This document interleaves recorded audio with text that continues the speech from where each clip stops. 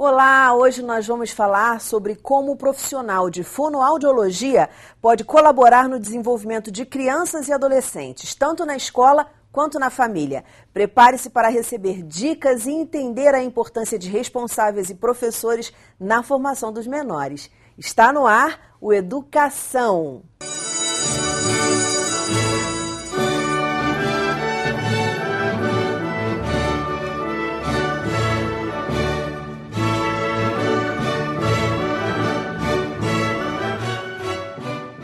As minhas convidadas de hoje são a fonoaudióloga Adriana Fernandes e a professora Flávia Ferreira dos Santos, mãe de 3 filhos.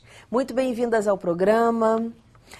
Adriana, eu queria que você começasse falando sobre as atribuições do profissional de fonoaudiologia. Porque a gente acha que é só chegar ali, ficar repetindo as palavras, que é uma coisa muito assim, em cima só da palavra e do exercício. O profissional de fonoaudiologia, ele tem um campo enorme de atuação, né? Nas linhas gerais, assim, a gente pode atuar em questões de voz, em questões de audição, motricidade oral e de linguagem. Atualmente, então, a gente tem uma força enorme na educação, com a fonoaudiologia educacional. Então, ele é dividido realmente nessas áreas, conforme a especialidade do profissional fonoaudiólogo. Mas, principalmente em relação à linguagem, que o senso comum é realmente pensar que é treino de palavras, enfim, a gente tem, mesmo dentro da linguagem, um campo amplo de atuação, porque as dificuldades de linguagem não necessariamente são só as de trocas de letras, de fonemas, mas elas podem vir com outros atrasos, com outras questões que a gente tem que aprofundar também. Então... Certo. Então, vamos começar dessa parte de linguagem, né? Quais são os marcos na linguagem que os profissionais de educação, os pais, têm que estar atentos? Isso é boa, porque é claro que cada criança tem seu tempo mesmo, a gente tem que ficar e respeitar o tempo dela de desenvolvimento, mas tem coisas que a gente já pode ir prestando atenção se estão acontecendo com as crianças, né? Então, a criança antes de 1 ano, ela é muito reflexa, ela é muito sensorial, então ela responde ao ambiente de forma ativa, claro, mas muito sensorial ainda. Então, são... reflexos de localização, que acontece um barulho e ela olha, isso antes de 1 ano. Ela já começa a prestar atenção nos sons do ambiente, ela já diferencia a voz humana de sons, dos outros sons ambientes. A voz da mãe, então, tem um peso danado, porque ela já diferencia a voz da mãe das outras vozes. Ela vai aprendendo a brincar com a própria voz, com o próprio som que ela faz. E aí, conforme as pessoas com que ela convive, referem a ela esse som, né? Trazem um turno para esse som, isso vira uma conversa através do balbucio, ainda não palavras, só realmente um brincar com sons, mas aí próximo de 1 ano, ela em contato com esse código de linguagem em volta dela, ela já vai transformando esse brincar com sons em palavras. Então, geralmente a primeira são mamãe e papai, que é uma que ela ouve muito, é onde ela faz realmente, essa é minha mamãe, toda vez que ela se aproxima, alguém fala mamãe ou ela mesma traz uma mamãe, então ela é minha mamãe, ela vai ganhando essas palavras próximo a 1 ano, de 1 ano a 2, ela já vai ganhando um vocabulário muito grande, que geralmente chega entre 30 e 50 palavras, a compreensão é muito boa também, porque ela já entende, quando você fala, onde está a mamãe? Ela já consegue referenciar, apontar, ir até ela, enfim, a compreensão de linguagem também é boa e ela já consegue fazer esse vocabulário de palavras soltas. Próximo aos 2, ela já tem condições de juntar 2 palavras. Ela associa uma ação ao que está acontecendo e ela já faz dá o pato, vem mamãe. Ela já é capaz de juntar as 2 conforme ela está vendo o que está acontecendo, né? E próximo aos 3, a gente fala que é o mini adulto. A criança já tem condições de falar como se fosse um adulto, porque o vocabulário já pode estar bem grande, bem extenso, a compreensão de linguagem também pode estar maior e a estrutura, ela conseguir montar frases maiores, para próximo aos 4 já contar histórias, contar coisas que aconteceu com ela, criar o faz de conta, e próximo aos 5, 6 ela já está realmente negociando, trazendo informações, contando como é que foi o dia na escola, fazendo um faz de conta rico de enredo e tudo. E próximo aos 7 anos é o marco de até a questão do desenvolvimento fonológico, que são como os fonemas aparecem para a criança, como ela se agarra dos fonemas, próximo aos 7 anos, todos já têm condições de estarem instalados, que é a criança, porque até os fonemas, isso é bom a gente lembrar, até os fonemas têm as suas fases para acontecerem, né? Então, por exemplo, próximo aos 3, 4 anos, a criança consegue falar mais o S, o X, os... que antes desse período, que antes dos 3 anos, eles não são tão comuns e tão fáceis para a criança produzir. Ela realmente precisa de uma maturidade em termos até musculares, né, e neurais para ela conseguir produzir certos sons. Então, a nossa ansiedade de que a criança produza e fala ok, tem que sempre ser controlada, porque a criança mesmo respeitar. vai se organizando e falando, né, ok. Tem que respeitar o momento dela, o desenvolvimento dela. Isso. Mas uma pergunta que eu queria te falar antes de passar para a Flávia, porque eu quero saber um pouquinho da história do filho mais novo dela. Tem muitas mães, e aí eu vou citar 2 casos. Primeiro, o caso que é mais comum, que a gente escuta da mãe falando, poxa, mas já era para ele estar falando assim, assim, assado. Você deu aí todo um desenvolvimento da criança até os 7 anos de idade. Até quantos meses de atraso a mãe pode ficar tranquila em relação a esse desenvolvimento, a esse panorama que você acabou de dar pra gente? A gente fala, assim, isso também não é muito fechado, né? Mas a gente fala que uns 6 meses de espera entre um e outro, por exemplo, se o marco até 1 ano, ela tem que falar um vocabulário de palavras soltas de mais ou menos 20 a 30 palavras.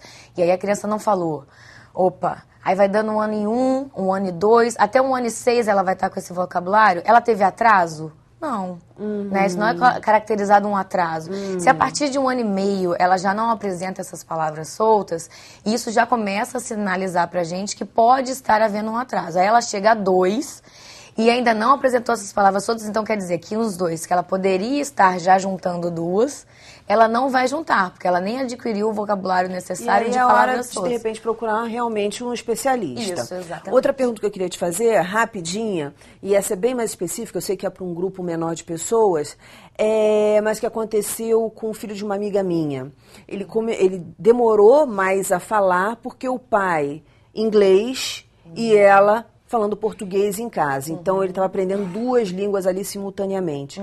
É isso mesmo, Adriana? Essas crianças elas vão ter um desenvolvimento mais lento para começar a falar? Sim, isso pode acontecer. O que acontece? O que era bom nesse caso? A mãe, a língua materna dela era o português, certo? E o pai, a língua materna dele era o inglês. Isso. Então, ambos faziam o uso da linguagem na língua materna. Então, era um uso natural da linguagem, espontâneo, nenhum forçava a linguagem. Então, a criança tinha um contato com as 2 em sua forma materna, pura, né? Isso era uma coisa positiva, porque o que acontece de confusão é quando a mãe é brasileira e quer ensinar o inglês. Então, assim, a língua não sai espontânea para a criança, não sai natural. Então, ela pode ter confusão também. Por que nesse caso, em alguns casos, pode haver o atraso da criança? A criança, ela está em processo de ter o contato com os sons da fala, né? Com a fonologia toda, com todos os sons que o código de linguagem falada apresenta. E aí, ela tem contato com, por exemplo, livro ou book. Qual que ela vai usar, né? Se os 2 são para a mesma coisa, até que ela associe e integre que as 2 palavras são usadas para o mesmo objeto, ela ainda está pensando sobre essa linguagem. Então, por isso que causa esse atraso, porque ela está processando que as 2 são, mas ela tem total condições de adquirir. Sim. E você acha legal isso, por exemplo, a criança ser matriculada logo cedinho numa escola que ela, se a mãe tiver condições, ou a mãe falar em casa, você acha isso bacana? Eu acho ok. Eu acho melhor quando a mãe, principalmente a mãe, né, que é a referência primeira, e o pai, que falem na língua natural deles, né? Não é porque eu quero que meu filho aprenda inglês que eu vou falar inglês logo cedo. Não, aí você acha que não. Eu acho que não. E na escola? E botar numa escolinha? Na escola, sim. Tudo porque bem. ele vai ter da mãe a linguagem natural, materna, que é o português, e do outro, uma nova aprendizagem de uma outra língua, que é em outro lugar até do cérebro, do inglês. Então, ele vai conseguir integrar e aprender as 2 ok. Maravilha. Mas em aquisição tem que ter a materna ali firme, sendo apresentada de uma forma natural. Bacana. Flávia, me conta um pouquinho. Seu filho mais novo teve um problema no desenvolvimento da linguagem. Assim, na verdade, eu acho que bateu um pouco com o que a Adriana falou dessas datas e dessas etapas, porque assim, ele tem 3 anos hoje, né? Eu tenho mais 2 filhos mais velhos, então a gente tem uma comparação, né, natural do que era o filho, da experiência. E o que aconteceu? Quer dizer, ele foi dando um ano, por outro lado, como é terceiro filho também, a gente não tem como dar a atenção que você dá pro primeiro, né? Aquela coisa. Ele já vai sozinho, né? Assim. Mas, então, com um ano, a gente começou a perceber que realmente ele não falava, né? Mas eu acho que era mais do que não falar só. A linguagem vai além da palavra, claro, né? Claro. Então, assim, ele não falava, mas ele também não fazia aquelas gracinhas que a criança faz, que está respondendo, né? Assim, dá tchauzinho, manda beijo. Na criança, com um ano, meu filho já fazia isso, a minha filha já fazia. A gente ficou meio assim. Mas, por outro lado, não. Ele tem um ano, né? E cada criança tem seu tempo. Ele andou no tempo certo, ele engatinhou. Então, o tempo dele é isso. Vamos esperar mais um pouco. E aí ele foi para a escola. Ele ficava muito em casa também. Então ele tem os irmãos, mas ele não vê os irmãos porque vai para a escola, vão para a escola. E aí na escola ele entrou com 1 ano e meio e também não falava, mas a gente tinha que expectativa. Então na escola com outras crianças ele vai deslanchar. Mas não aconteceu. Ele entrou na escola, mas ele começou a fazer assim, ele não respondia. A gente chamava ele Luiz Felipe, e ele não atendia. Né? A gente até pensou, será que é surdez, né? Mas ele ouvia o barulho do liquidificador na cozinha, do suquinho dele, ele ia correndo. Então, também não é, né? E aí a gente foi percebendo que ele tinha esse problema da linguagem. Quando ele completou 2 anos, a escola veio conversar comigo, e eu e meu marido, a gente também já estava atento, porque achou que estava passando já da hora. Ele não falava nada. E a escola falou, olha, ele também não interage, ele não brinca com as crianças, ele fica muito sozinho. E aí a gente começou a procurar o tratamento. Né? Então, eu acho que a percepção foi assim, dos sons, ele não falava nenhuma palavra, ele falava a, e, o, né? E também da comunicação, ele não procurava muito a comunicação, não olhava muito no olho, né? Enfim, certo. Não atendia, não chamava, né? Muito assim.